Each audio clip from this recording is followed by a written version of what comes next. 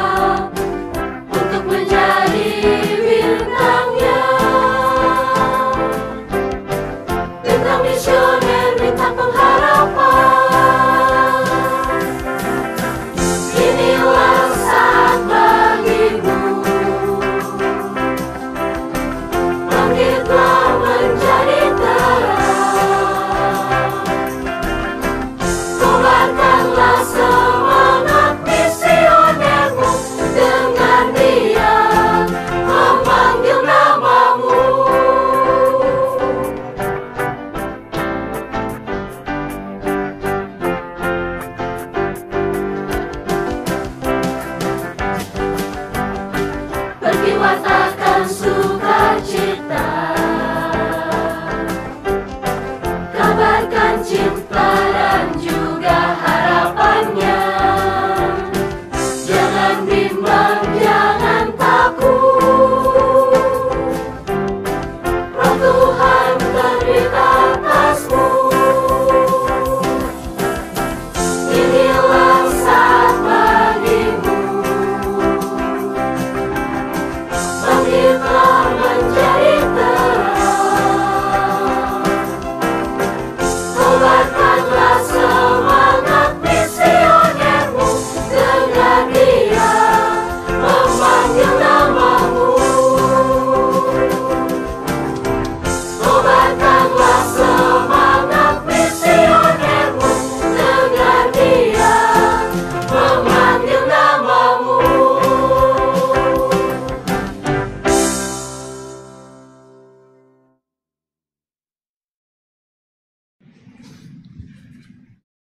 Saudara-saudari yang terkasih, tema bacaan-bacaan hari ini seputar perkawinan. Saya belum pernah kawin, jadi ceritanya kita lihat apakah sesuai detail atau tidak dengan pengalaman yang sudah pernah. Suatu ketika ada sepasang kekasih yang berniat untuk menikah. Lalu datang kepada Romo, "Romo, saya mau menikah dengan calon saya ini." Lalu si Romo mulai bertanya, "Apa yang membuat kamu memilih dia sebagai calon pasangan hidupmu?" Lalu si laki-laki mulai bercerita, "Perempuan ini, Romo, ketika saya sedang kesulitan, dia selalu ada. Ketika saya hampir bangkrut usaha saya, dia juga selalu ada. Ketika saya kehilangan teman-teman yang saya kasihi, dia juga masih ada." Lalu Romo bertanya, "Jadi sebenarnya perempuan yang akan jadi pasangan hidupmu ini adalah penolong atau pembawa sial? Karena setiap kali kamu jatuh ada, kamu ditinggal teman-teman ada, kamu mau berangkut ada. Jangan-jangan ini pembawa sial, bukan pasangan hidup." Bapak Ibu saudara-saudari yang terkasih, gambaran perkawinan itu identik bagi kita orang Katolik dengan kesetiaan. Dari awal sampai akhir. Itu yang ingin digambarkan oleh Yesaya dalam bacaan pertama. Bagaimana Allah yang dulu itu dikenal sebagai penghukum. Kalau kamu nggak setia, bangsa Israel, kamu saya buang. Itulah pengalaman bangsa Israel di Babilonia. Ketika tidak setia kepada perjanjian dengan Allah, mereka dibuang. Tetapi gambaran yang diberikan hari ini kepada kita, Allah bukan yang melulu menyimpan dendamnya itu, tetapi yang bisa berubah hatinya. Bahwa tidak selamanya kesalahanmu itu akan menjadi hukuman seumur hidup. Nah, kalau kita membayangkan hidup di rumah tangga, hidup satu rumah, coba bayangkan kalau orang satu rumah kita pulang dengan wajah sedih. Apakah bisa kita pura-pura tidak tahu, lalu diam saja gitu?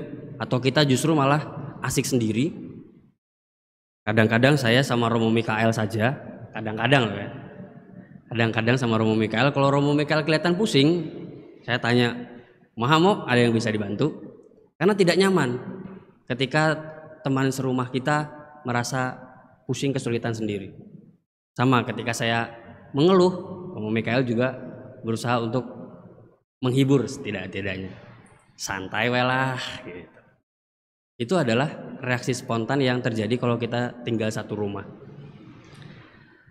Nah, Bapak Ibu saudara-saudari yang terkasih, gambaran perkawinan ingin menunjukkan kepada kita bahwa kita pun sebenarnya sudah memiliki pengalaman bahwa hidup bersama itu bisa merasakan perasaan yang lain.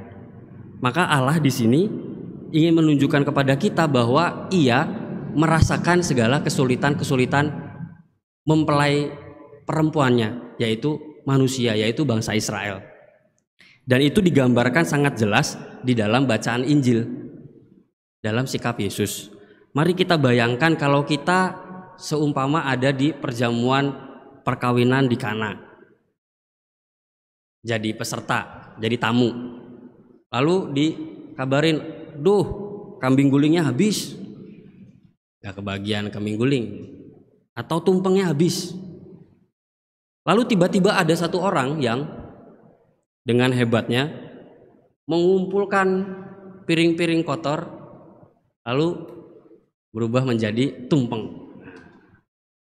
Atau daun-daun sampah-sampah disulap menjadi kambing guling.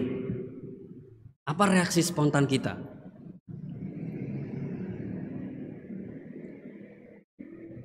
Kagum pasti. Hebat ini, bisa mengubah piring kotor menjadi kambing guling. Nah, besok saya kalau ngundang pasti saya undang nih. Saya pesannya sedikit, nanti kalau ada piring kotor sulap jadi kambing guling. Kagum, lalu kaget, tidak percaya. Wah, nggak mungkin, jangan-jangan kambing gulingnya bohongan. Nah, kita terpusat pada peristiwa yang tidak masuk akal, mukjizat. Akan tetapi dikatakan di bacaan Injil bahwa mukjizat yang dilakukan oleh Yesus itu tidak berhenti pada mukjizat, melainkan sebuah tanda. Hal itu dibuat Yesus di Kana di Galilea yang merupakan yang pertama dari tanda-tandanya. Artinya apa? Mukjizat itu bukan yang terakhir, bukan yang inti. Itu baru tanda. Yang namanya tanda itu membawa kita kepada sesuatu yang lain, yang intinya. Saya beberapa kali bilang kalau di jalan tol ada tanda kota Bandung. Itu bukan kota Bandung, tapi kalau kita melihat itu kita akan terkebawa ke kota Bandung. Sama seperti mujizat, air menjadi anggur. Kita tidak diminta untuk berhenti mengagumi berubahnya air menjadi anggur. Itu bukan yang utama. Tetapi dari peristiwa itu kita dibawa ke sesuatu yang lain. Nah, inilah yang ingin ditunjukkan oleh Yesus sebagai tanda bahwa Dia adalah Allah yang peduli, yang care, yang tidak membiarkan mempelainya, yaitu yang punya hajat, untuk malu di depan tamu-tamunya. Kalau Yesus itu mau show off, cuma mau menunjukkan bahwa saya bisa nyulap air menjadi anggur, maka Dia tidak akan melakukannya secara dalam tanda petik sembunyi-sembunyi lewat pelayannya. Karena kita tahu bahkan sang pemimpin pesta pun tidak tahu bahwa yang melakukan itu Yesus. Kalau Yesus ingin menggunakan kemampuannya, kekuasaannya untuk menonjolkan dirinya saja, Dia akan bawa tempayannya ke tengah pesta. Oi, kumpul, nih, lihat. Tetapi yang ingin ditunjukkan oleh Yesus di sini adalah keselamatan yang dialami oleh yang punya hajat. Nah, itulah kasih kesetiaan Allah yang ingin ditunjukkan kepada kita melalui mukjizat-mukjizat. Maka kita yang mungkin mengalami mukjizat-mukjizat di dalam hidup kita diajak untuk tidak berhenti pada kekaguman. Wah, hebat. Sesuatu yang di luar nalar.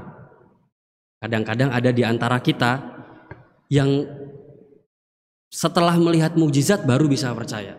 Oh, di gunung sana ada penyembuhan. Wah, baru berbondong-bondong demi melihat sebuah mukjizat, baru mau percaya. Padahal yang ingin dikatakan oleh Yesus di sini, karena percaya akan kasih-Nya, maka percaya mukjizat itu akan mungkin terjadi. Bukan karena melihat mukjizat baru saya percaya, tetapi karena saya percaya bahwa Allah itu mengasihi saya, maka mukjizat itu akan mungkin terjadi. Itu yang ingin dikatakan. Nah, apa hubungannya dengan bacaan kedua yang ngomong tentang karunia roh? Dikatakan dalam bacaan kedua, karunia roh itu keren-keren sekali, Bapak Ibu. Ada yang bisa bikin perbuatan ajaib, ada yang bisa ngomong bahasa roh, ada yang bisa menyembuhkan, ada yang bisa bernubuat, meramalkan. Keren-keren sekali. Apakah ada di sini yang bisa bahasa roh? Gak ada. Ada yang bisa meramal, bernubuat? Gak ada juga. Mujizat? Wah, gak ada juga nih. Jangan-jangan komunitas kita gak dikaruniai roh ini gimana? Mungkin waktu dulu zamannya Paulus ini, mungkin ada banyak fenomena-fenomena yang dianggap sebagai karunia roh. Misalnya lagi kumpulan tiba-tiba orang ngomong bahasa yang asing yang tidak dimengerti.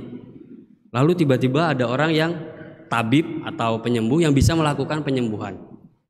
Lalu itu dianggap sebagai karunia roh. Mungkin dulu hal-hal seperti ini lumrah dilakukan oleh orang-orang biasa. Nah, bagaimana dalam konteks kita? Apakah karena kita tidak ada yang bisa bahasa roh, lalu kita tidak diberkati atau tidak dikaruniai? Bukan, Bapak Ibu, saudara-saudari yang terkasih. Yang disebut karunia roh di sini adalah yang penting kata karunia, yaitu sesuatu yang diberikan begitu saja kepada kita secara gratis. Karunia, anugerah diberikan kepada kamu, kepada saya dari Allah secara gratis. Lalu disebut kenapa karunia roh? Karena ketika diberi itu, kita yang menerimanya mengalami pengalaman rohani, merasa bahwa pemberian ini adalah pemberian Allah. Nah, bentuknya apa? Macam-macam. Kenapa yang disebutkan di sini mungkin ini yang spektakuler? Karena nggak mungkin kalau kita sebutkan semua di dalam teks ini. Ada yang bisa menyanyi dengan baik, ada yang bisa main organ dengan baik, ada yang jago komputer, yang bisa melayani streaming, ada yang bisa membaca dengan baik sehingga dia bisa lektor, ada yang bisa nyetir dengan baik maka jadi driver. Itu bisa menjadi karunia saja, tetapi bisa menjadi karunia roh ketika seseorang menerimanya sebagai pengalaman rohani. Maka disebutkan di situ, tetapi kepada tiap-tiap orang, kita semua dikaruniakan penyataan roh untuk kepentingan bersama. Maka poin pertama, karunia roh itu diberikan kepada kita secara cuma-cuma dari Allah. Akan menjadi karunia roh kalau kita mengalaminya sebagai anugerah pemberian dari Allah yang cuma-cuma. Dan yang ketiga, kalau kita gunakan untuk kepentingan bersama. Itulah ciri-ciri karunia roh. Tidak harus yang berbahasa roh, tidak harus, kalau ada ya syukur kepada Allah. Tidak harus berbahasa roh, tidak harus yang bentuknya mukjizat yang tidak bisa dinalar oleh kepala kita. Tetapi apakah yang kita miliki ini kita syukuri sebagai pemberian Allah sehingga menjadi pengalaman rohani dan itu digunakan untuk kepentingan bersama. Dalam konteks kita kadang-kadang ada yang punya karunia tapi belum roh, karena belum mensyukuri sebagai pemberian Allah. Maka bisa saja digunakan dengan tidak benar, tidak baik. Misalnya jago berbicara di depan umum, Kalau dia berbicara, orang selalu langsung percaya. Tapi digunakan untuk menghasut, membuat provokasi, membuat gosok makin sip, gosip. Itu punya karunia berbicara dengan baik, tapi tidak rohani. Lalu ada pula yang memiliki karunia rohani mungkin, tetapi tidak mensyukurinya, sehingga tidak mau memberikannya untuk kepentingan bersama. Misalnya ada yang jago main organ nih, tapi kalau mau main organ atau main piano atau main musik, masuk ke kamar dikunci, main sendiri weh, ting ting ting ting ting ting ting. Udah, itu sebagai bakat karunia berhenti di situ. Tetapi kalau yang main organ ini datang ke gereja pas misa, jreng, semuanya ikut bernyanyi, lalu perayaan liturgi kita menjadi lebih meriah, itulah namanya karunia roh yang diberikan oleh Allah dan digunakan untuk kepentingan bersama. Maka Bapak Ibu, saudara-saudari yang terkasih, permenungan yang bisa kita bawa pulang hari ini adalah tentang kesetiaan Allah yang tidak pernah membiarkan kita malu, tertinggal, jatuh, yang digambarkan di dalam simbol perkawinan. Dan itu juga diberikan kepada kita secara cuma-cuma sebagai karunia. Bukan melulu karunia yang spektakuler, yang bisa bikin orang takjub, tetapi karunia itu adalah apapun yang kita miliki sekarang, karena setiap orang mendapat karunia roh. Apapun yang kita miliki sekarang, yang kita syukuri sebagai pemberian dari Allah secara cuma-cuma, dan kita gunakan untuk kepentingan bersama.